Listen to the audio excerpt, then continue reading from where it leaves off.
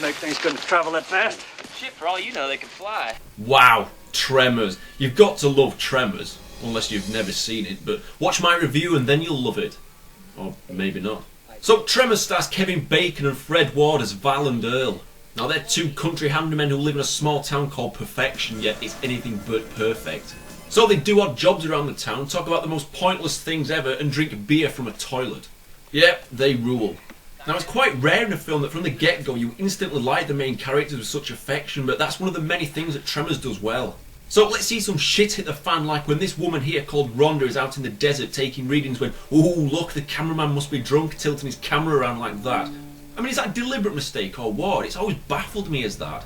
So she manages to escape, and if you can't already tell, yes, the monsters are underground. So Kev and Fred chat with her, but Kev's disappointed because she doesn't fit his silly list. You won't go for any gal unless she fits that stupid list of yours from top to bottom. Well, sure. Yeah, and is dumber than my hind end. Poor Kev. So Kev and Fred are tired of their lifestyle and decide to leave their crappy little town, which happens to have residents such as Victor Wong as a storekeeper, the little girl from Jurassic Park, and Michael Gross, who isn't a bad guy, believe it or not, despite having a killer tash. Look! Come on, it'll be at least a month's work. I'll throw in lunches. And beer. I can't believe we said no to free beer. Say no to free beer, you strong-minded bastards. So when our heroes find two dead bodies, one up an electricity tower and one underground, they shit themselves and head straight back into town. Hey look, it's Super Mario. So despite going back, they leave instantly, like seriously they've been in there 5 seconds. But then they're stopped by a roadblock that some stupid workmen have done. I love Kev's line here, just check this out. Hey! Where are you guys? It's not like there's another road, asshole! See, I love that. I would love to shout at workmen on the road because you always see them holding their dicks looking down a hole doing nothing. So Kev and Fred once again go back to town and back to the store where everybody seems to spend their entire days. It's like back and forth, back and forth. It's like bloody Groundhog Day with the same shit recurring. Just make up your minds. Stay or go. So this is where we get our first glance at one of the creatures. Now, what's the logical reaction to seeing such a creature? Yes, a bidding war! I'll give you boys $5 for this. 20. Okay, 10. 15. Priceless. Now, here's a random couple out in the desert who are here basically just to die for our entertainment. So the guy gets pulled into the ground, and just check out his wife's reaction here. Jim! Jim! It's always amused me and my friends, but most of this film actually does amuse us. So Mrs. Jim gets into the cab and gets pulled into the ground. Oh no. Meanwhile, Kev and Fred get some horses to ride, a bunch of guns, and...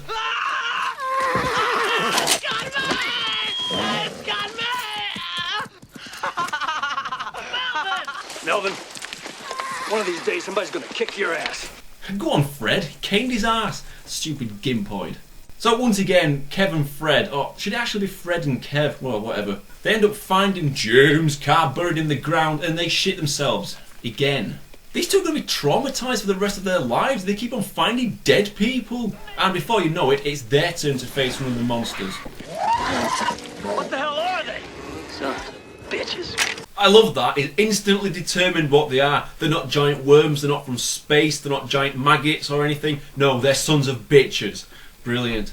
So now we get to see that the snake-like things are actually the tongue-like parts of a big slug creature. So they run. Go on, chop chop, the cameraman's coming after you. Oh dear me, doomed. Stupid son of a bitch. Knocked itself cold. We killed it. Fuck you! Wait, what? You killed it? Let's just rewind. Yeah, I can see footage of you running for your life, Kev, but if you want to believe that you killed it, then yeah, fair play. See, the power of Kevin Bacon even has himself confused, thinking that he's awesome. Now, I think we need a name for the monster, so let's head on down to the general store where everybody else is. Or suckoids. Oids.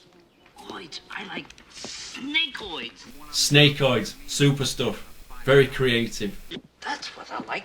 Graboid. That's it, graboid. Jesus, Walter. Oh, and we have a winner, people. It's graboids. Again, this is something that we'd go around quoting all the time, along with probably about 80% of the film, to be honest. No name. Huh.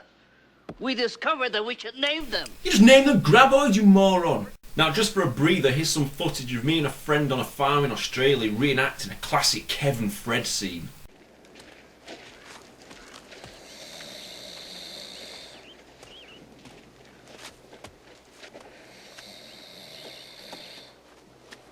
morning, Mr. Bassett. This is your wake-up call. Please move your ass. Stampede! Stampede, Earl! Get out the way! Get out the way! You dumb shit. Good morning, Mr. Bassett. This is your wake-up call. Please move your ass. Stampede, Earl! Stampede! Get out of the way! Get out of the way! Dumb shit. So Kev, Fred and Rhonda are forced into some boulders when a graboid chases them. So naturally they can't move off the boulder and they spend the entire night there and most of the next day until they decide, yes, let's pole vault our way out of here. Because there happens to be a couple of poles just conveniently waiting for them so they can pole vault to Rhonda's truck. I'd love to see Professor Bruce attempt this, now that would be funny. So they escape, but not before we get to see a sample of the power of bacon. Go on lad, play hating on them graboids bacon style. Love that. Now back in town, everybody gets a taste of the graboids, so we get to see Bacon acting like a superhero saving a little girl here, Bacon riding a truck for just the fun of it, Rhonda rolling around in barbed wire, Bacon bringing the pain again but to no avail, and Rhonda thinking that she's in a strip joint. At least Fred's enjoying the show. So anyway, whilst making plans and keeping noises and vibrations to a minimum, it's time for things to go tits up, which means poor old Egg Shen gets grabbed by the snakeoids or graboids or whatever else he came up with. And why the hell does he get a nosebleed? And a double hardcore nosebleed at that? It's always amused me, it's yet another of those classic scenes. And our main man Kev gives it some verbal pain. Son of a bitch! Son of a bitch! I love it. And here's a son of a bitch montage for no particular reason whatsoever. Have to be one strong son of a bitch. Son of a bitches. Stupid son of a bitch. Little sons of bitches. Son of a bitch! Son of a goddamn bitch! Son of a bitch! Son of a bitch! Big like a son of a bitch! You suicidal son of a bitch. Hey, you sorry sons of bitches! Now let's focus a bit of time on Michael Gross, who plays Bert. Now he's a gun freak who lives with his wife and he's yet another cool character. I mean, just check this out. As soon as a giant fucking monster slug bashes his wall down, he's not like, holy shit, a giant fucking monster slug! Nah, he and the missus just have a field day shooting it to bits. Now let's see another goon die. Now this chap called Nestor is hiding on a caravan to keep away from the ground, but when he's knocked off, what does he do? He sits on a tyre which is about 1 foot off the ground and has a huge gaping hole in it. You gimpoid! See what I did there? Didn't call him a gimp, called him a gimpoid, like graboid or snakeoid. Very creative.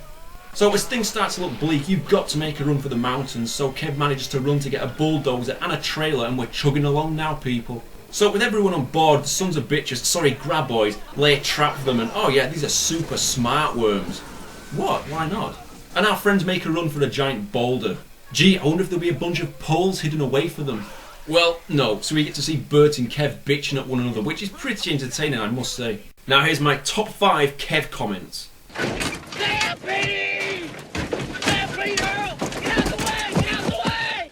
Long blonde hair, big green eyes, world-class breasts, ass that won't quit, and legs that go all the way up. What the shit? What the hell's going on? I mean, what the hell is going on?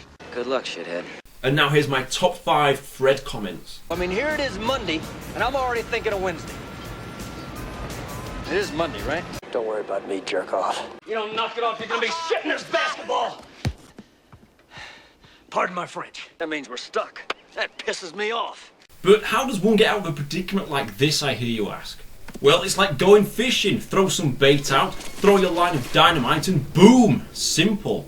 Now, killing the last graboid has to be different though, and I suspect that Kev has a groovy plan to amaze us with. Running away. Brilliant. Good one, Kev. What's he doing now? Come on, Kev, don't die. Ah, my hero. Do you fly, you sucker? Obviously not. What a stupid question. So Kev gets the girl in the end, but only when Fred pushes him to go after her. And there you go, a great horror comedy full of B-movie delightfulness. It's very entertaining from start to finish. 9 out of 10. Bloody graboids. They're killing everybody in this town. Ridiculous. I mean, who'd be scared of a graboid? You know, it's only a sock pup, for God's sake. Shit, man. Die, snakehead.